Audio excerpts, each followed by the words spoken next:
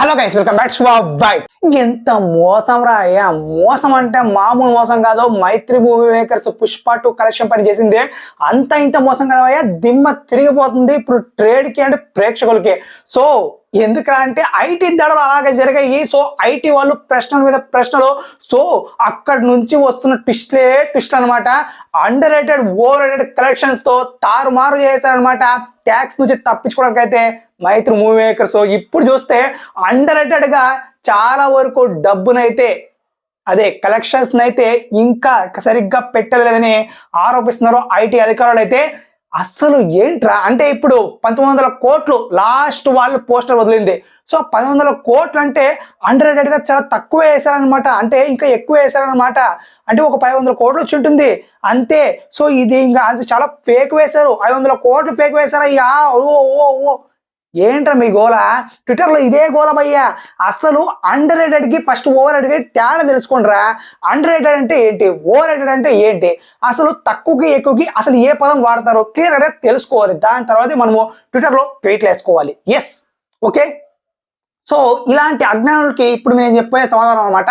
So మొత్తానికైతే ఇప్పుడు IT దాడుల్లో మూవీ మేకర్స్ పై అయితే మైత్రి మూవీ మేకర్స్ పై అప్పుడే ఆ చర్చలు బాగా జరుగుతున్నాయి. సో వాళ్ళైతే అండర్ రేటెడ్ అంటే కలెక్షన్స్ ఇంత వచ్చింటే ఇంత వేసారనమాట. అర్థం కాలే కదా. సో ఇప్పుడు దాదాపు 1900 కోట్లు 1900 crores వరకు పోస్టర్ వదిలేరు మూవీ మేకర్స్ పుష్ప 2. సో ఇక్కడ అండర్ రేటెడ్ పర్ఫార్మెన్స్ చేశారు. అంటే ట్యాక్స్ నుంచి తప్పించుకోవడానికి. ఎస్, అంటే తక్కువ వేశారనమాట. ఇంకా 1900 కోట్లే తక్కువ అంటే ఇంకెంత వచ్చిందిరా సినిమాకి అంటే ఏకంగా అక్షరాల 2320 రూపీస్ కోట్లు భయ్యా. ఎస్, అసలు అన్ని కోట్లు వచ్చాయి అంటే దంగలు ఎగిరిపోయింది అనమాట.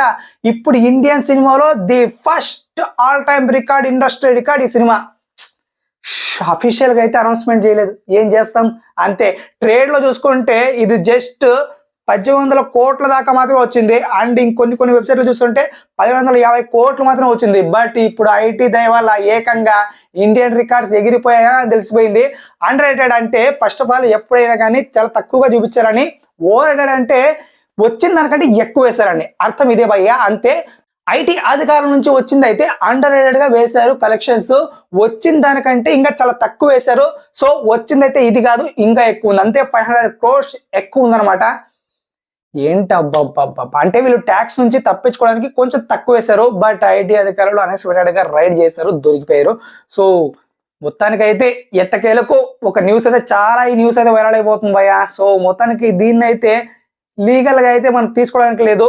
ఎందుకంటే ఇప్పుడు అది మామూలుగా ఐటీ నుంచి వచ్చింది కాబట్టి మనము లీగల్ గా ఇదే నెంబర్ 1 అని చెప్పడానికి లేదనమాట. ఇప్పుడు యాజ్ ఇట్ ఈస్ ఇప్పుడు దంగలే నెంబర్ 1 2000 crores తో, అండ్ దాని తర్వాత బాహుబలి 2నే 1810 crores తో నెంబర్ 1, అండ్ దాని తర్వాత టాప్ 3లో పుష్ప. అంతేవయ్యా, ఇప్పుడు దాన్ని మార్చడానికి లేదనమాట. మనము అరే ఇప్పుడు వచ్చేసింది 2300 crores వచ్చేసింది, సో మనం మందే నెంబర్ 1 అంటే కుదరదు అనమాట ఇక్కడ. అంతే, అయిపోయింది. ఇప్పుడు అయిపోయింది. ఇక మూవీ మేకర్స్ ఏదో వదలకుండా అలా చేసేస్తారు కాబట్టి ఇంకేం చేయలేం. సో మొత్తానికి ఇదే ప్రాసెస్. ఇప్పుడు Dangal number 1, Baahubali 2 and Pushpa 2, 3. So ఇది ఫిక్స్ అనమాట.